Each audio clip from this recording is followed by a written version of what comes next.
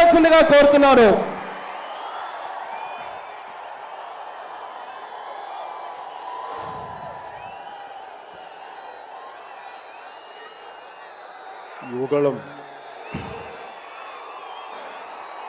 యువగళం సభకి ఆహ్వానించిన జాతీయ అధ్యక్షులు కింజరాపు అచ్చెన్నాయుడు గారికి, రాష్ట్ర తెలుగుదేశం అధ్యక్షులు కింజరాపు అచ్చెన్నాయుడు గారికి, తెలుగుదేశం జాతీయ అధ్యక్షులు శ్రీ నారా చంద్రబాబు నాయుడు గారికి, యువ నాయకులు, తెలుగుదేశాన్ని ముందు తరంకి నడిపిస్తున్న యువ నాయకులు శ్రీ నారా లోకేష్ గారికి, వేదిక పైనున్న తెలుగుదేశం పెద్దలకి, తెలుగు మహిళలకి, తెలుగుదేశం కార్యకర్తలకి, తెలుగుదేశం నాయకులందరికీ పేరు పేరున నా హృదయపూర్వక నమస్కారం. ఈ వేదిక పైన ఉన్న జనసేన నాయకులకి, పిఏసి చైర్మన్ నాదెండ్ల మనోహర్ గారికి, ఇక్కడికి వచ్చేసిన జన సైనికులకి, సభకు మద్దతుగా వచ్చిన వీర మహిళలకి నా హృదయపూర్వక నమస్కారం. మా సోదరులు, సోదర సమానులు శ్రీ నందమూరి బాలకృష్ణ గారికి నా ప్రత్యేక నమస్కారం. ఈ సభని, యువగళాన్ని సభ ఇలా జరుగుతుంది, నన్ను ఆహ్వానించాలని ప్రతిపాదన వచ్చినప్పుడు నేను నాదెండ్ల మనోహర్ గారికి ఒకటి చెప్పాను. 220 రోజులు పైచిలుకు పాదయాత్ర చేసి 3000 కిలోమీటర్ల పైగా నడిచి 97 నియోజకవర్గాలు ప్రత్యక్షంగా అక్కడున్న ప్రజల కష్టాలన్నీ, సాధక బాధలు తెలుసుకొని, ఇది లోకేష్ గారి రోజు, ఇది ఆయన రోజున ప్రత్యేకించి ఆయనే ఉండాలి తప్ప ఇంకా వేదిక పైన నేను ఉండడం సబబా అంటే కాదు, మీరు ఖచ్చితంగా ఉండాలి అని లోకేష్ గారు మనస్ఫూర్తిగా నన్ను ఆహ్వానిస్తే 4 దశాబ్దాల సుదీర్ఘ అనుభవంతో ముఖ్యమంత్రిగా, ప్రతిపక్ష నాయకులుగా శ్రీ నారా చంద్రబాబు నాయుడు గారు ఆహ్వానం మేరకు మనస్ఫూర్తిగా నేను ఈ ఆహ్వానాన్ని మన్నించి ఇక్కడికి వచ్చాను. పాదయాత్ర జగన్ గారి పాదయాత్ర లాంటిది కాదు, ఇది బొగ్గలు నిమిరే పాదయాత్ర కాదు, ఇది కష్టాలు తెలుసుకున్న పాదయాత్ర, మాటలతో ఉన్న పాదయాత్ర కాదు, చేతలతోటి చూపించే పాదయాత్ర. అలాంటి పాదయాత్రని చేసిన లోకేష్ గారికి మనస్ఫూర్తిగా నా ధన్యవాదాలు తెలుపుకుంటా ఉన్నాను. ఒకసారి నాకు పాదయాత్ర చేస్తున్నప్పుడు చాలా అసూయ ఉంటుంది. నేను నడుద్దామంటే నాకు నడవనిచ్చే పరిస్థితి ఉండదు. పాదయాత్ర వల్ల చాలా అనుభవాలు ఎదురవుతాయి. చాలా మందితో సాధక బాధలు తెలుసుకోవచ్చు, కష్ట సుఖాలు పంచుకోవచ్చు. అలాంటి అవకాశం నాకు లేనందుకు ఈరోజు నాకు చాలా బాధగా. అలాంటి నాకు రాని అవకాశాన్ని లోకేష్ గారు దిగ్విజయంగా చేయటం, పూర్తి చేయడం నాకు చాలా ఆనందంగా ఉంది. మన ఆంధ్రప్రదేశ్ స్ఫూర్తి భారతదేశానికి చాలా కీలకమైనది. ఈ రోజున భాషా ప్రయుక్త రాష్ట్రాలు ఏర్పడ్డాయి అంటే పుట్టి శ్రీరాములు గారి బలిదానం, త్యాగ ఫలితం. ఆయన స్ఫూర్తి వల్ల ఈ రోజున మనకి భాషా ప్రయుక్త రాష్ట్రాలు ఏర్పడ్డాయి. సో భారతదేశానికి మనం చాలా స్ఫూర్తినిచ్చిన నేల ఇది. అలాగే ఐఏఎస్లు ఐపీఎస్లు ఉమ్మడి ఆంధ్రప్రదేశ్కి రావాలని ఉవ్విళ్ళూరేవారు. ఈ ఐఏఎస్ అకాడమీల్లో, నైనిటాల్లో ఉండే అకాడమీస్లో ప్రతి ఐఏఎస్ అధికారి చెప్పేది ఆంధ్రప్రదేశ్ ఒక మోడల్ స్టేట్, అది అక్కడికి వెళ్ళాలి. ఈ రోజున అలాంటి ఆంధ్రప్రదేశ్ ఎందుకు వెళ్ళకూడదో ఆ మోడల్ కింద అయిపోయింది ఈ జగన్ గారి నాయకత్వంలో. నేను చంద్రబాబు గారు జైల్లో అన్యాయంగా పెట్టినప్పుడు నాకు చాలా బాధ కలిగింది.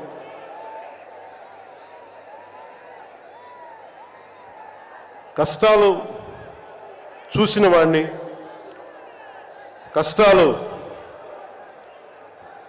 దగ్గరగా పెద్దల నుంచి చిన్నప్పటి నుంచి చూసిన వాడిని, కష్టాలు అనుభవించిన వాడిని, ఓటమి వచ్చినప్పుడు ఒంటరితనం ఎలా ఉంటుందో తెలిసిన వాడిని, ముఖ్యంగా శ్రీ నారా చంద్రబాబు నాయుడు గారి కుటుంబ సభ్యులు వేదన అర్థం చేసుకున్నవాడిని,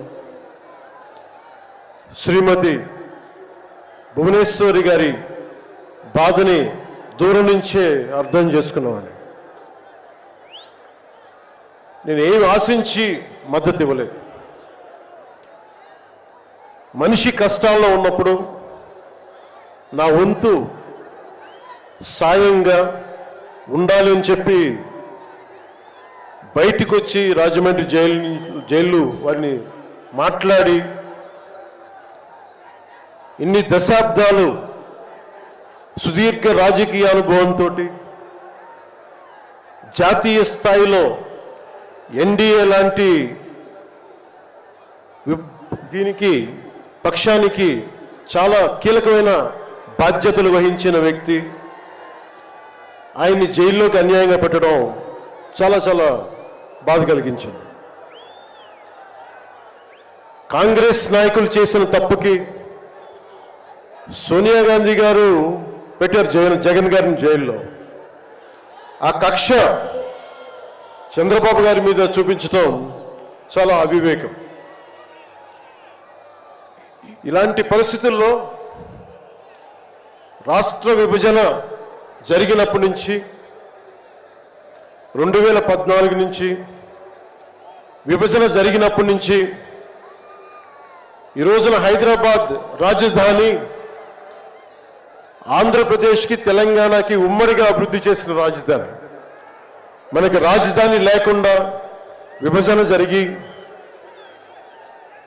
సరైన పంపకాలు లేకుండా విభజన జరిగి ఇలాంటి కష్ట సమయంలో నేను ఆ రోజున తెలుగుదేశం పార్టీ, భారతీయ జనతా పార్టీకి సంయుక్తంగా నేను పోటీని విరమించుకొని మరీ మద్దతు ఇచ్చాను.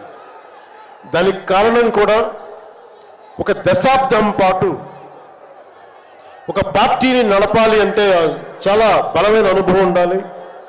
కూర్చొని అనుభవంతో భవిష్యత్తులో పార్టీ చాలా అవసరం అని చెప్పి నేను ఒక దశాబ్ద కాలం పాటు ప్రత్యక్ష రాజకీయాల్లో ఉందాం అని ఆలోచించి ఆ రోజున తెలుగుదేశం పార్టీకి మద్దతు తెలిపా.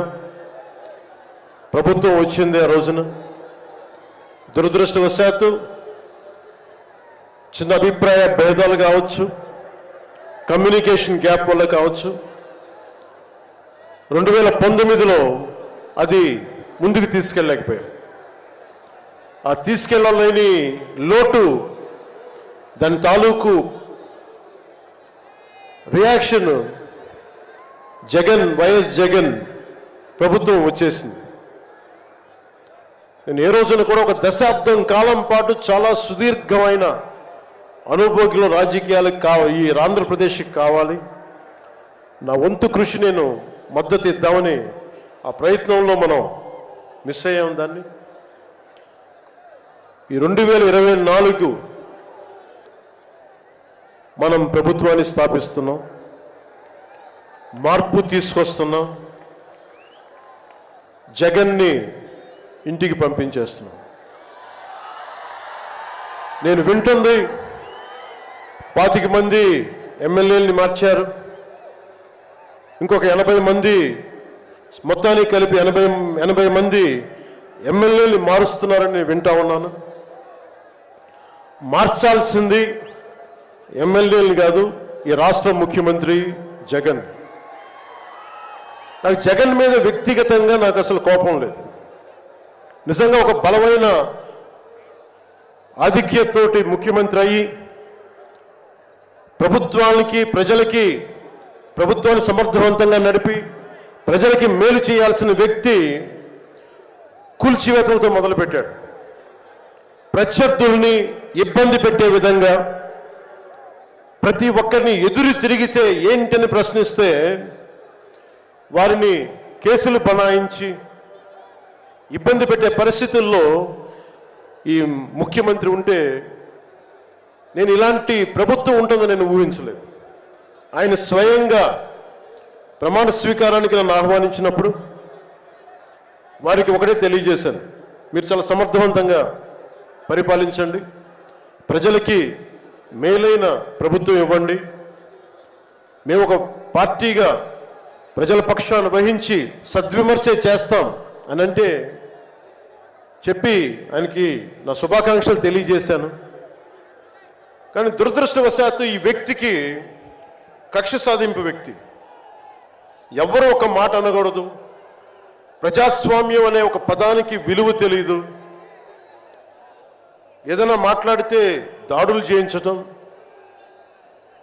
చాలా నీచంగా తిట్టించడం, ఇన్ని దశాబ్దాల ఆంధ్రప్రదేశ్ రాజకీయ చరిత్రలో ఏ ఒక్క నాయకులు కూడా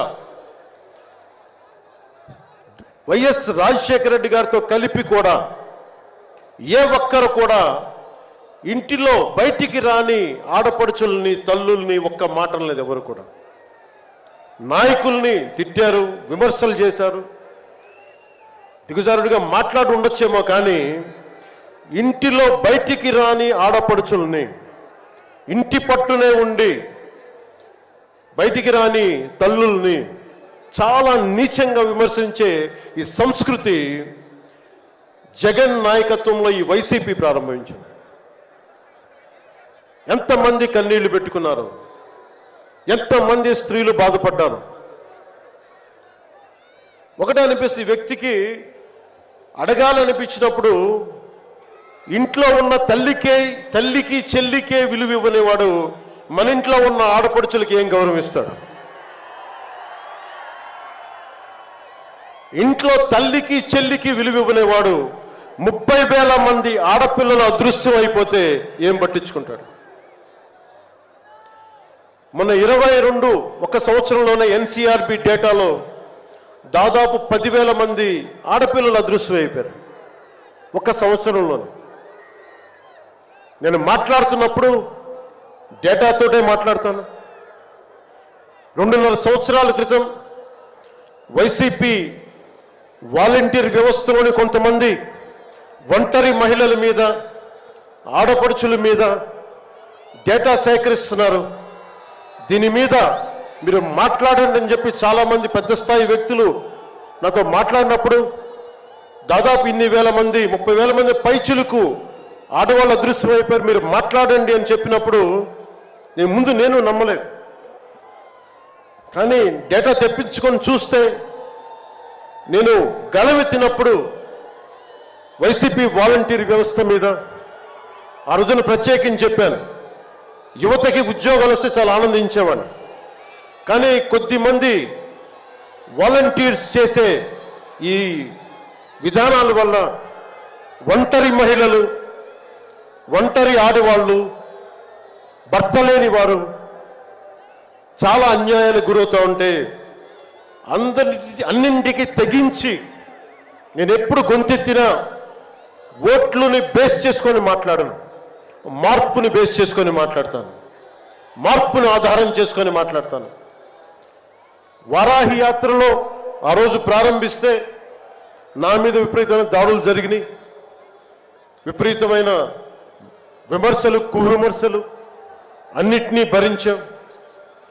చివరికి విశాఖపట్నంలో కూడా నేను ఎయిర్పోర్ట్ నుంచి మనకి పార్టీ కార్యక్రమాలకు వస్తూ ఉంటే పోలీసుల చేత నన్ను రానివ్వకుండా చేసి, ప్రజలు నమస్కారం చేస్తుంటే ప్రతి నమస్కారం చేయడానికి కూడా ఒక ఉన్నత స్థాయి అధికారి చాలా నీచంగా మాట్లాడి కూర్చోమని చెప్పే స్థాయికి వెళ్ళిపోయింది ప్రభుత్వం. పొరపాటు ఆయన పక్కనే స్టాండింగ్ ఇన్స్ట్రక్షన్స్ వస్తూ ఉన్నాయి అధికారికి. పొరపాటున ఆయనకి స్పీకర్ ఫోన్ నొక్కుకుపోయింది అధికారులు మాట్లాడుతూ ఉంటాయి. మనందరికీ తెలిసిన మాట్లాడితే అన్నిటికీ అన్ని శాఖలకి మంత్రి అయిన ఒక పెద్ద మనిషి ఆయన గొంతు వినిపిస్తూ ఉంది. ముందుకు వెళ్ళనివ్వకండి, కూర్చోబెట్టండి, ఇవన్నీ మాట్లాడుతూ ఉన్నారు ఆయన. నాలాంటి వాడికే ఇలాంటి ఇబ్బందులు వస్తే సగటు మనిషికి ఎలా ఉంటుందో మీరు ఆలోచించండి. సుదీర్ఘమైన అనుభవం ఉన్న శ్రీ చంద్రబాబు గారికే ఇలాంటి పరిస్థితులు వచ్చినప్పుడు సగటు మనిషికి ఎలా ఉంటుంది? చాలా అనుభవజ్ఞులైన ఒక్కొక్క సీనియర్ నాయకులకే ఇలాంటి పరిస్థితులు ఉంటే రేపొద్దున భవిష్యత్తులో ఇంకొక మారు వైసీపీ ప్రభుత్వం వస్తే ఎవ్వరూ ఇళ్లలో ఉండలేరు, ఆంధ్రప్రదేశ్లో ఉండలేరు, పెట్టుబడులు రావు. ఇవన్నీ మారాలి. నేను 2021లో ఇప్పటం సభలో వైసీపీ వ్యతిరేక ఓటు చీలనివ్వను. దానికి నాకేదో అద్భుతాలు జరుగుతాయని కాదు, కానీ నిజంగా యువత భవిష్యత్తును దృష్టిలో పెట్టుకొని, మహిళల భద్రతను దృష్టిలో పెట్టుకొని, మనకి వ్యాపారస్తుల పెట్టుబడులను దృష్టిలో పెట్టుకొని, సంక్షేమాన్ని దృష్టిలో పెట్టుకొని ఈ వైసీపీ ప్రభుత్వం మారాలి. వైసీపీ వ్యతిరేక ఓటు అన్నీ కలిపి ఏకతాటిపై ఒక ప్లాట్ఫామ్ పైన రావాలని చెప్పి ఆ రోజు నేను కన్న కోరిక, నా ఆలోచన ఈ రోజున మన ఉత్తరాంధ్రలో యువగలంలో ఈ విధంగా కనిపిస్తున్నప్పుడు ఒకవైపు తెలుగుదేశం నాయకులు, ఇంకోవైపు జనసేన నాయకులు, దానికి మద్దతుగా మీరందరూ రావడం నాకు నిజంగా చాలా ఆనందం కలిగిస్తుంది. మనం ఈ రోజున ప్రారంభించిన యాత్ర, ఈ రోజున ప్రారంభిస్తున్న ఈ క్షణాలు ఆంధ్రప్రదేశ్ భవిష్యత్తుని నిర్దేశించే క్షణాలు ఇవి. ఆంధ్రప్రదేశ్ భవిష్యత్తుని మనకి చాలా బలంగా నిర్దేశించే క్షణాలు. ఈ రోజున నేను భారతీయ జనతా పార్టీ, నరేంద్ర మోదీ గారి నాయకత్వంలోని భారతీయ జనతా పార్టీ అలయన్స్లో ఉండి కూడా అందరూ అనుకుంటా ఉన్నారు, ఎలాగ మాట్లాడావు, మోసం చేసావు భారతీయ జనతా పార్టీ. చాలామంది కొంతమంది మాట్లాడుతూ ఉంటే వైసీపీ నాయకులు, వారందరికీ నేను సభాముఖంగా తెలియజేస్తున్నాను, ఆంధ్రప్రదేశ్ పరిస్థితులు ప్రత్యేకంగా నేను జాతీయ స్థాయి నాయకులకు వివరించాను.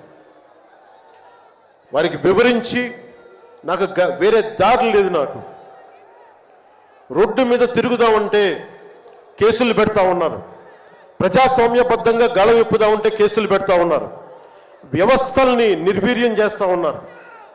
ఒక చిన్నపాటి సినిమా టికెట్లకు కూడా కూర్చోబెట్టి మొత్తం చీఫ్ సెక్రటరీ దగ్గర నుంచి ఎంఆర్ఓల దాకా వాడి ప్రజా వ్యవస్థలను దుర్వినియోగం చేస్తూ ఉన్నారు. నాలాంటి వాడికి సమస్యలు ఉన్నప్పుడు భవిష్యత్తులో ఆంధ్రప్రదేశ్ అంధకారానికి గురవుతుంది. దయచేసి మీరు ఈ గఠబంధన్ని, ఈ పొత్తుని మీరు మనస్ఫూర్తిగా మీ బ్లెస్సింగ్ కావాలి అని చెప్పి నేను అమిత్ షా గారికి తెలియజేశాను. నేను వారు ఎంతవరకు ఒప్పుకుంటారో నాకు తెలియదు, కానీ నా మొదటి ఆఖరి ప్రయత్నం కూడా ఆంధ్రప్రదేశ్ భవిష్యత్తు బాగుండాలి అంటే ఎక్కడి నుంచి మనుషులు రారు, మన భవిష్యత్తుని మనమే నిర్మించుకోవాలి, మనమే కొట్లాడాలి. అలాంటి ఆంధ్రప్రదేశ్ భవిష్యత్తుకి వైసీపీకి నాయకులు అందరని చెప్పట్లేదు, కానీ గూండాగర్దీ చేసేవాళ్ళు, క్యారెక్టర్ అసాసినేషన్ చేసేవాళ్ళు, ఆడపడుచుల్ని అగౌరవపరిచేవాళ్ళు, వీరందరికీ సభాముఖంగా చెప్తున్నాం, ఇది ఈ రోజున మేము ఎన్నికల పొత్తు చాలా కీలకమైంది. మనం కనుక ఈ పొత్తు పెట్టుకోకపోతే భవిష్యత్తులో రోడ్ల మీదకి వచ్చి కర్రలు కత్తులు పట్టుకొని వైసీపీ గూండాలతో కొట్లాడాల్సి వస్తుంది. నేను కేంద్రంలో ఇదే చెప్పాను.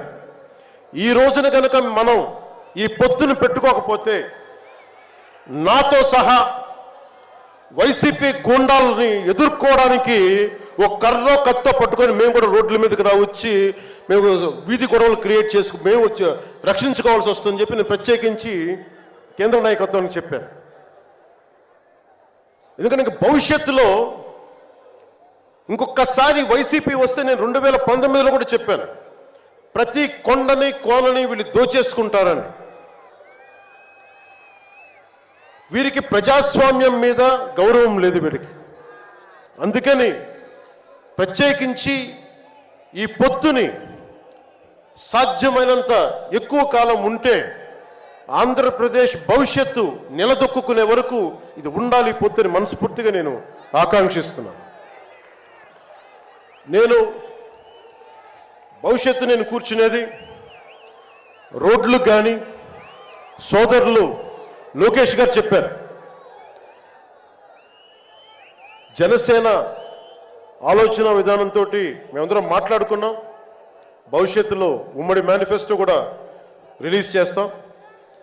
దాంట్లో ముఖ్యంగా నేను చెప్పదలుచుకుంటుంది ఇన్ఫ్రాస్ట్రక్చర్, రోడ్లు కానీ హెల్త్ కేర్ కానీ, primary health care centres, secondary health care centres, tertiary health care centres, అలాగే మనకి యువతకి ఉపాధి అవకాశాలు, గవర్నమెంట్ ఎంప్లాయీస్కి సిపిఎస్ రద్దు మీద ఎలాంటి నిర్ణయం తీసుకోవాలి, రెబీరో గారు పెట్టినట్టుగా పోలీస్ రిఫార్మ్స్ ఇంప్లిమెంటేషన్, అలాగే టీచర్లకి ఉద్యోగాల భర్తీ, రైతులు, కౌలు రైతులు, ఉద్యానవన రైతులు, సెరికల్చర్ రైతులు, ఆక్వా రైతులకి లాభసాటిగా ఎలా ఉండాలి, ప్రభుత్వ పాఠశాలలు, సంక్షేమ హాస్టల్ స్థితిగతుల్ని ఎలాగ మార్చాలి, అంగన్వాడీ కార్యకర్తలకు ఎలాగ ఉండాలి, అండగా ఉండాలి, పంచాయతీల్ని ఎలా బలోపేతం చేయాలి, మత్స్యకారులకి, గిరిజనులకి, దళితులకి ఎలాంటి పథకాలుంటే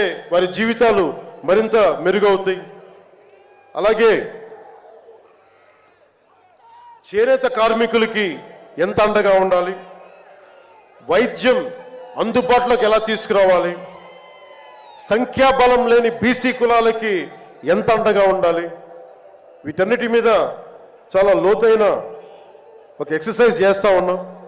దీన్ని బేస్ చేసుకొని ఒక ఉమ్మడి కార్యాచరణకు, ఉమ్మడి ప్రణాళిక నారా చంద్రబాబు గారు మేము కలుసుకొని వచ్చే ఇలాంటి పెద్ద సభలో, రానున్న పెద్ద సభల్లో ఒకటి సంయుక్తంగా దీన్ని రిలీజ్ చేస్తాం. ఈరోజు నేను ప్రత్యేకించి నా మాటని, ఇది లోకేష్ గారి రోజు కాబట్టి, ఆయన కష్టపడి ఆయన రోజు కాబట్టి నేను నా ఉపన్యాసాన్ని కుదించే మాట్లాడుతున్నాను. ముగింపు వాక్యాలుగా నేను మాటకి, మైత్రికి చాలా విలువనిస్తాను. కష్టాలు వస్తే ఒంటరితనం ఎలా ఉంటుందో అనుభవం ఉన్నవాడిని. తెలుగుదేశం ఆది నాయకులు కొండంత కష్టంతో ఉన్నప్పుడు వారు, వారి కుటుంబం, వారి పార్టీ కార్యకర్తలు, వారి పార్టీ నాయకులు మీరు కొండంత కష్టంలో ఉన్నప్పుడు నేను అర్థం చేసుకున్నవాడిని. వ్యక్తి ప్రయోజనాలు, వర్గ ప్రయోజనాలు, పార్టీ ప్రయోజనాలు అన్నిటినీ దాటి ఒక తోటి మనిషిగా, ఒక సాటి మనిషిగా నేను మీకు అండగా నిలబడ్డాను. దాన్ని ఏమి ఆశించి చేయలేదు. నేను ఆశించిందల్లా 5 కోట్ల మంది ఆంధ్రప్రదేశ్ ప్రజల భవిష్యత్తుకి బలంగా నిర్మించడానికి మనం సంయుక్తంగా కలిసి రావాలని ఒక ఆలోచన తప్ప నేను ఏ ఆలోచన పెట్టుకోలేదు. ఈ మైత్రి, ఈ స్ఫూర్తి అందరూ సమిష్టిగా వచ్చే చాలా సంవత్సరాల వరకు దీన్ని కాపాడుకోవాలని ఆశిస్తూ నా ఉపన్యాసాన్ని ముగిస్తున్నాను. మీ అందరికీ పేరు పేరున ధన్యవాదాలు తెలుపుకుంటూ ఇందాక లోకేష్ గారు చెప్తున్నట్టుగా హలో ఏపీ చెప్పుకుందాం ఒకసారి. Hello AP, hello AP. వైసీపీకి బాయ్ బాయ్ చెప్దాం, మన ప్రభుత్వాన్ని స్థాపించుకుందాం, భవిష్యత్తు నిర్మించుకుందాం అని తెలియజేసుకుంటూ మీ అందరికీ పేరు పేరున ధన్యవాదాలు తెలుపుకుంటూ, తెలుగుదేశం జనసేన మైత్రి వర్ధిల్లాలి, ఇది చాలా అద్భుతంగా సాగాలని మనస్ఫూర్తిగా కోరుకుంటూ, దీనికి బీజేపీ అధినాయకత్వం సంపూర్ణమైన ఆశీస్సులు అందజేస్తారని మనస్ఫూర్తిగా ఆకాంక్షిస్తూ సెలవు తీసుకున్నాను.